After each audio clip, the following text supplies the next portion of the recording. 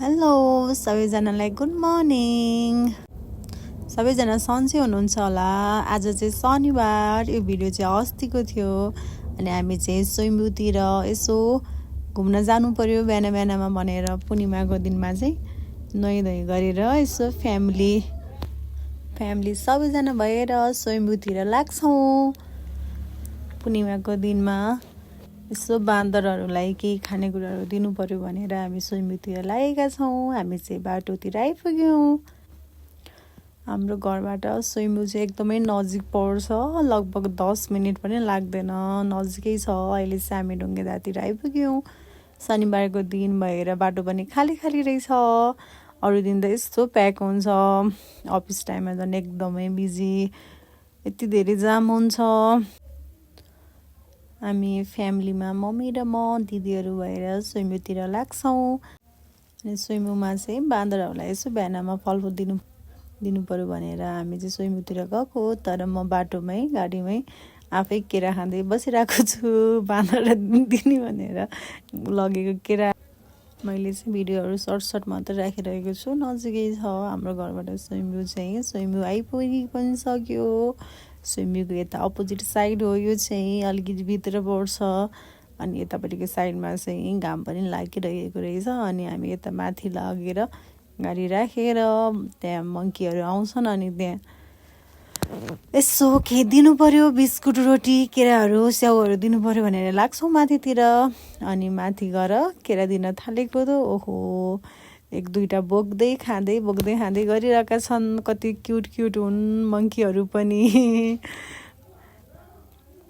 सबैलाई दिँदै खाँदै गर्दा हामी एकछिन त्यहीँ भुल्यौँ। अनि म चाहिँ सबैलाई केरा देखाउँदै हिँडिरहेको छु, कसले खान्छ भन्दै। अनि कुकुरहरू पनि सुतिरहेका रहेछन्, उठ्ने टाइम भएको थिएन। अनि मम्मी दिदीहरू पनि हुनुहुन्छ। एउटालाई केरा दिएको अनि अर्कोले झम्टिएर खानै दिएन, भागाभाग भयो। हजुर पनि स्वयम्भूहरू त आइराख्नु भएको होला, नजिकै छ, सबैजनाले देख्नु भएको छ पनि। कतिको त मैले भ्लगहरू पनि देखिरहेको हुन्छु स्वयम्भूतिरको। मेरो चाहिँ एकदमै नजिक पर्छ घरबाट। यहाँ चाहिँ मेरो दिदीले के मेरो भिडियो बनाइदिन्छु भनेर म हिँडिरहेको भिडियोहरू बनाइराखेको रहेछु हावातालमा। त्यस्तो धेरै भिडियोहरूमा एक्टिभ पनि छैन म, भ्याउँदिनँ, अफिस हुन्छ। अनि त्यति धेरै युट्युबतिर एक्टिभ पनि छैन, के राख्ने कसो राख्ने भएर पनि राम्रोसँग केही एक्टिभै गर्नु पाएको छैन, केही कुराहरू पनि भएको छैन।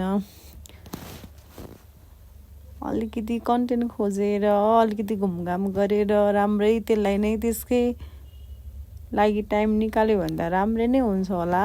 तर यत्तिकै हुन्छ नि त, राखौँ न मेमोरी हुन्छ भन्ने टाइपले नै भिडियोहरू क्रिएट गरेर राखिरहेको छु मैले चाहिँ। अब बाहिरतिर जान पनि धेरै भ्याइँदैन, अफिस पनि हुन्छ, टाइम पनि छैन, आजकल झन् जाडो छ।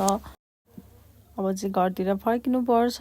अनि हामी घरतिर फर्किँदाखेरि चाहिँ अघि सबैजनालाई खानेकुरा दिएको भएर होला बाँदरहरू चाहिँ गाडीमै चढ्छन्, घर नै होला जस्तो गर्छन्।